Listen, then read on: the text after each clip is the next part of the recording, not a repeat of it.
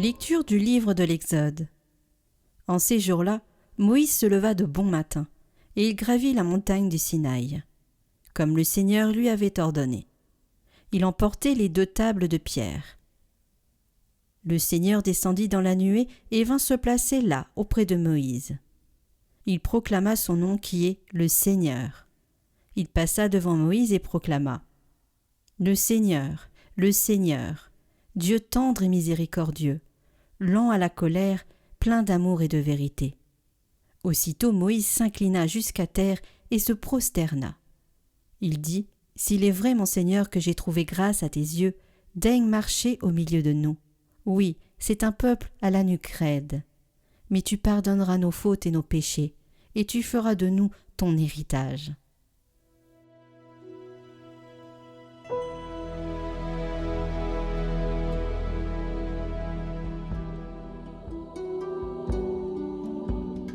Béni sois-tu, Seigneur Dieu de nos pères. À toi louange et gloire éternellement.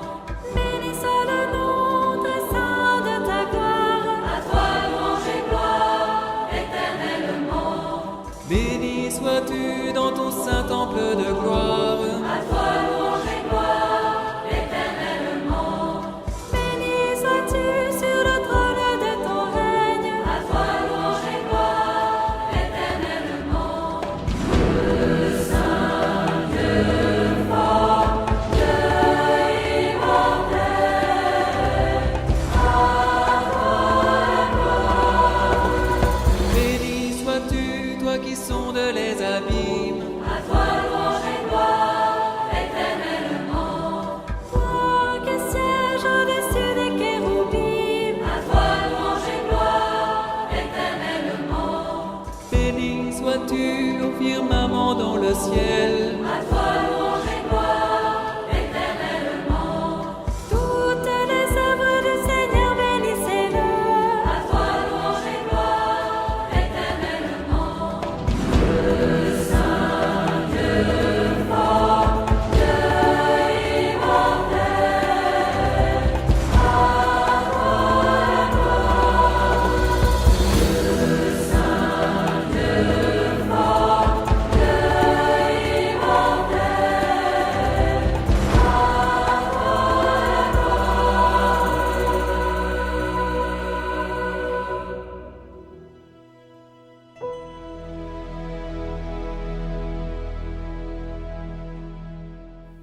Lecture de la 2e lettre de saint Paul apôtre aux Corinthiens. Frères, soyez dans la joie, cherchez la perfection, encouragez-vous, soyez d'accord entre vous, vivez en paix, et le Dieu d'amour et de paix sera avec vous. Saluez-vous les uns les autres par un baiser de paix.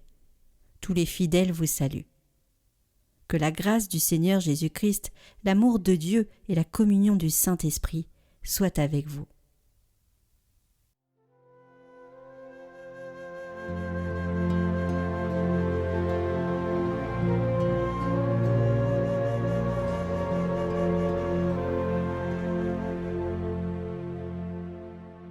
Évangile de Jésus-Christ selon saint Jean.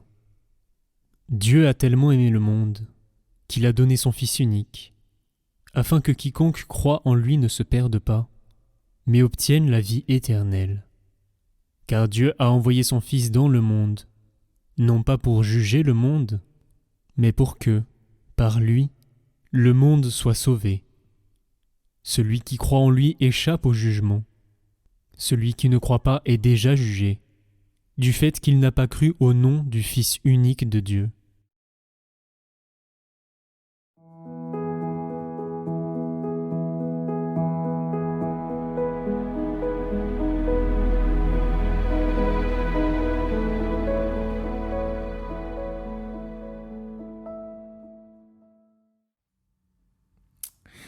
En ce jour de la Trinité, nous fêtons une très grande fête, une fête autour d'un dogme, ce qui n'est pas courant. On a plutôt l'habitude de fêter des événements de la vie du Christ.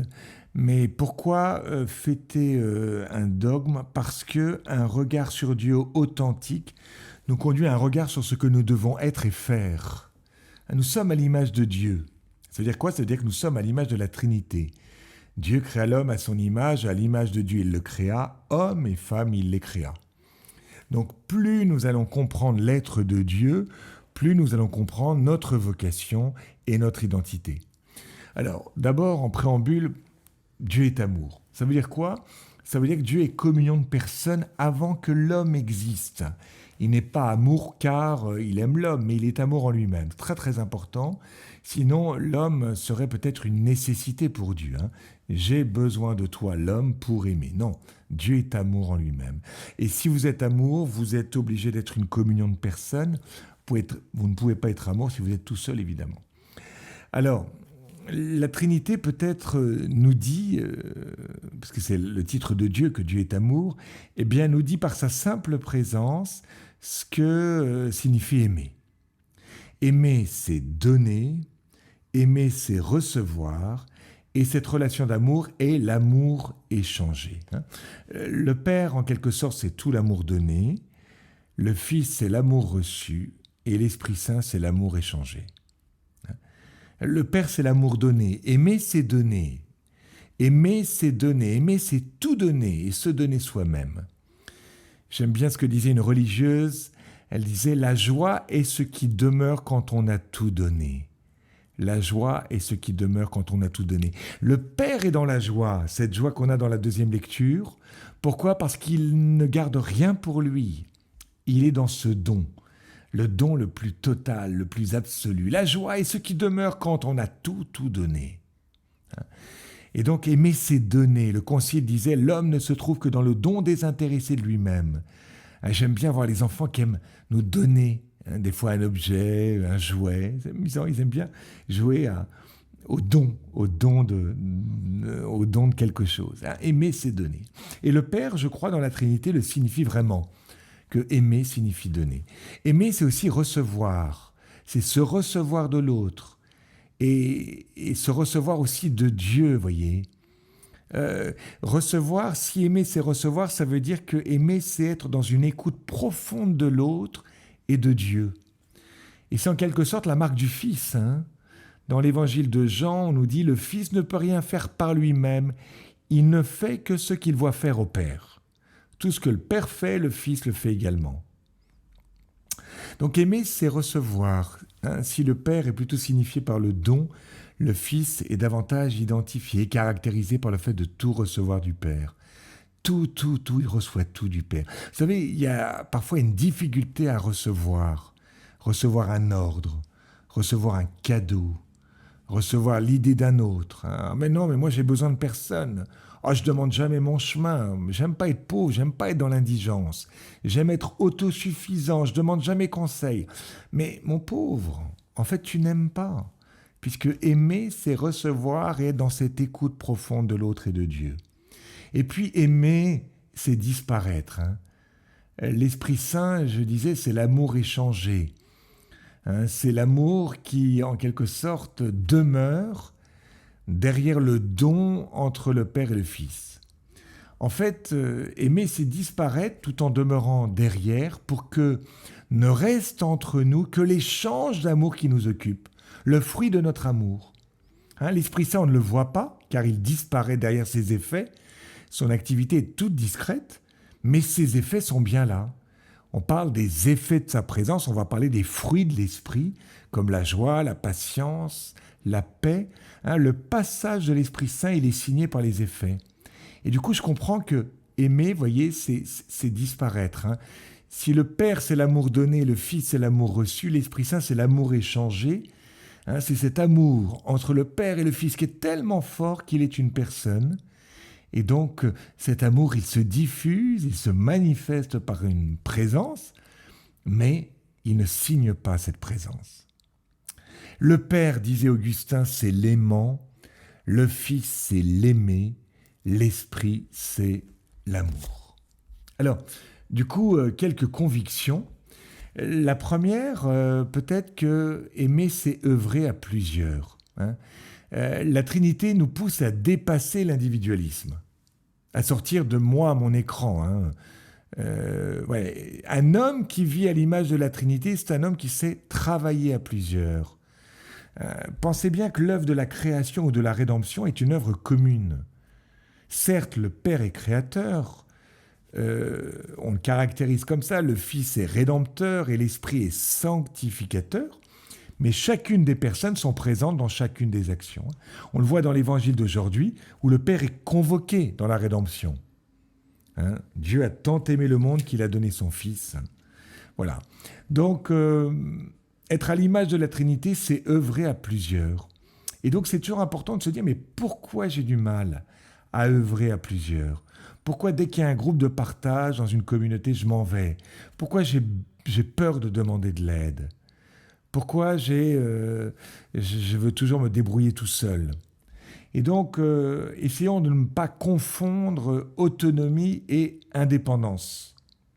Nous sommes appelés à être autonomes, mais pas indépendants. Nous sommes appelés à entrer dans une dépendance. Être autonome, c'est bien. Ça veut dire, au sens, pas au sens étymologique pour le coup, mais au sens, je m'assume, je sais vivre seul, voilà, je n'ai pas besoin de l'autre pour être heureux, au sens étroit du terme, mais j'entre dans une dépendance de l'autre.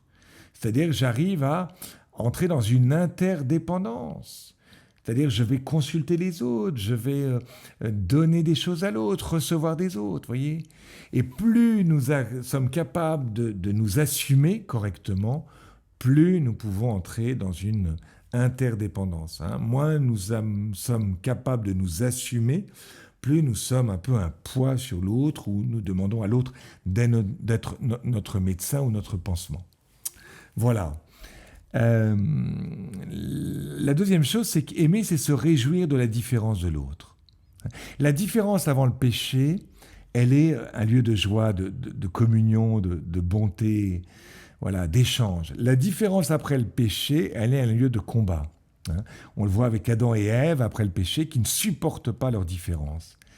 Et la marque de la différence dans le monde, la marque de la Trinité dans le monde est dans la sexualité, et c'est un des sens du sacrement de mariage. Hommes et femmes, il les créa à l'image de Dieu. Dieu fit l'homme, et c'est hommes et femmes qu'il les créa. Donc ça, c'est intéressant de se dire en quoi ma différence apporte un plus dans la relation. On n'est pas simplement complémentaires, mais bien plus que ça. Notre différence va créer quelque chose de nouveau, parce que tu n'es pas moi, parce que je ne suis pas toi, j'apporte quelque chose qui produit quelque chose qui n'est ni le fruit de notre seule intelligence, ni le fruit d'une simple addition de deux personnes. Et puis la dernière chose, c'est qu'aimer, c'est aimer toute personne de manière égale. Dans la Trinité, il n'y a pas une personne qui est plus importante que l'autre. Elles sont toutes d'égale importance, consubstantielles. C'est important, c'est-à-dire que aimer, voyez, c'est pas être supérieur à l'autre. Parfois, on a l'image de l'amour, un peu du bon samaritain qui va apporter de l'aide à l'autre. Mais apporter de l'aide à l'autre, c'est être quelqu'un qui fait de la bienfaisance. Mais la bienfaisance, c'est pas l'amitié. L'amitié, c'est vraiment à l'image de la Trinité, où là, il y a un échange, voyez, à la même hauteur. Quand le pauvre, je reconnais qu'il m'apporte autant que je lui apporte, à ce moment-là, on n'est plus serviteur du pauvre ou de l'autre en général, mais on est ami. Donc, récapitulons, voyez, le Père, c'est la joie du don. Le Fils, c'est la joie de l'écoute. Et l'Esprit Saint, c'est l'humilité de l'amour reçu du Père et du Fils. Puissions-nous vivre, peut-être, aujourd'hui, à l'image de la Trinité, à la hauteur de notre humanité, à l'image de Dieu.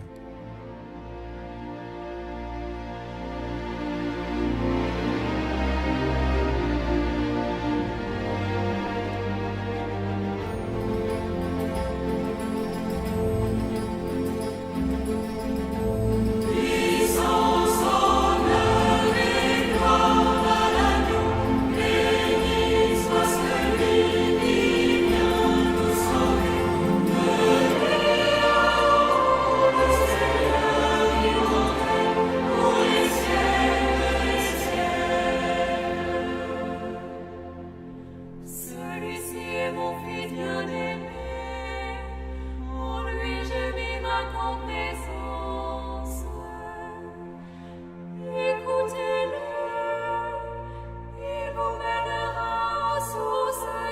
la vie. Sa parole est vérité, heureux celui qui la garde. Puissance, honneur et gloire à l'agneau, béni soit celui qui vient nous sauver. Venez à le Seigneur immortel, pour les siècles. Cette voix nous l'avons entendue, nous étions sur la montagne sainte,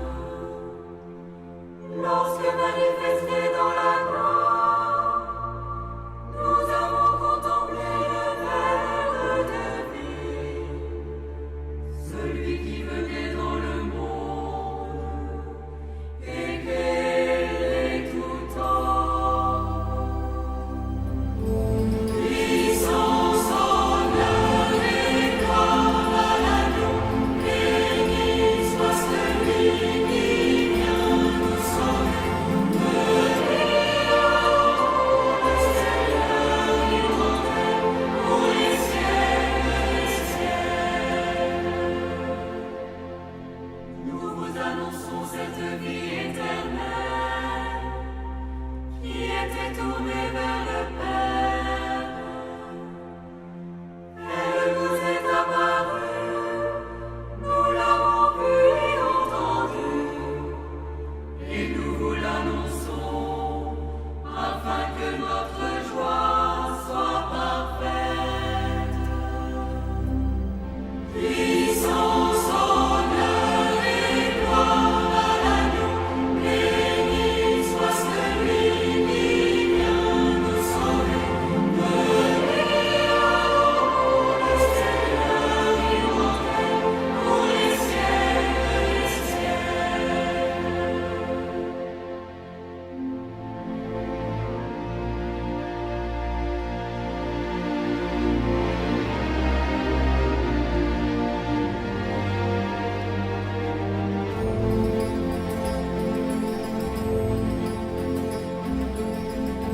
Puissance, honneur et gloire à l'agneau, béni soit celui qui vient nous sauver.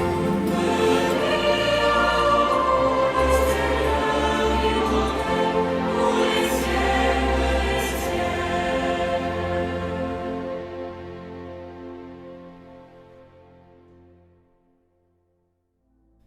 Prions pour toutes les intentions déposées en commentaire cette semaine.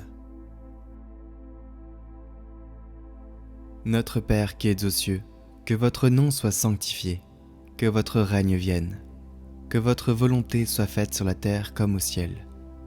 Donnez-nous aujourd'hui notre pain de ce jour. Pardonnez-nous nos offenses, comme nous pardonnons aussi à ceux qui nous ont